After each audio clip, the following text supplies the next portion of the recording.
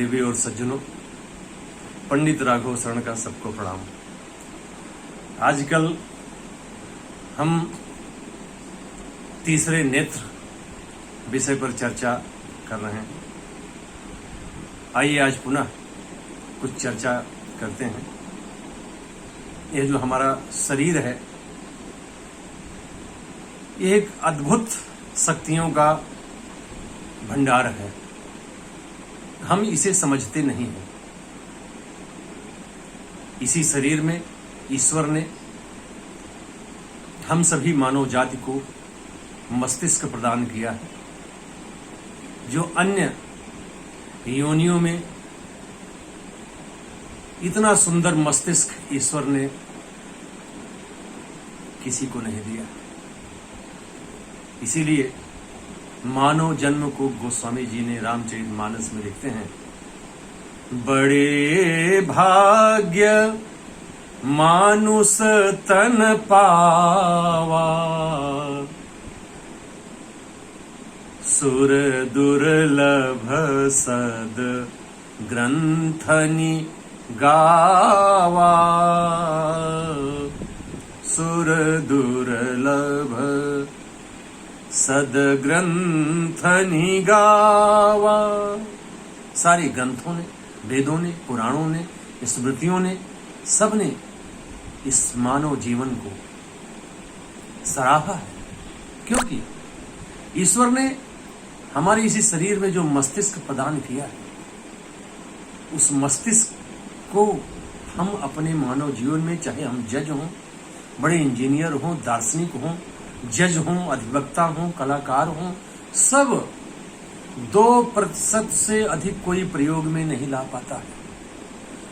98% हमारा मस्तिष्क अनावृत है, उसे हम कभी स्पर्श तक नहीं कर पाते, उसे हम कभी प्रयोग में नहीं ला पाते। जब प्रयोग में लाएंगे, जब कैसे प्रयोग में लाया जाए, सबसे पहले ये हम बताएंगे कि इसको प्रयोग में लाने के लिए आपको एकांतवासी बनना पड़ेगा। एकांतवासी बन करके आपको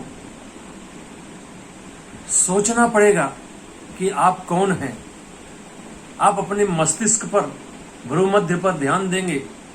सोते समय माचिस की तीली से एक बूंद पानी लेकर अपने इस भ्रूमध्य पर, यहाँ पर आप रखेंगे और ऐसा एहसास करें कि कुछ हो रहा है, समथिंग इज हैपनिंग। और इस प्रक्रिया को आप कई महीनों तक करते रहें, 1 या 2 महीने, इससे ज्यादा नहीं। आपको अपने मस्तिष्क के दरवाजे पर, यहां पर कुछ आपको अनुभूति होने लगेगी,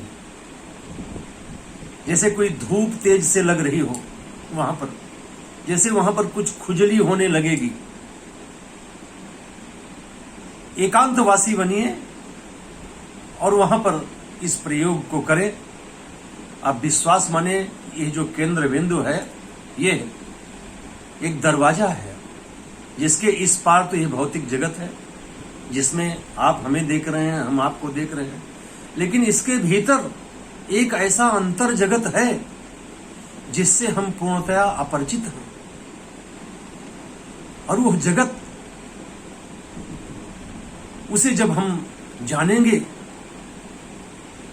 उसको जानने के पश्चात ये जो स्वरूप है, यह विलीन हो जाएगा।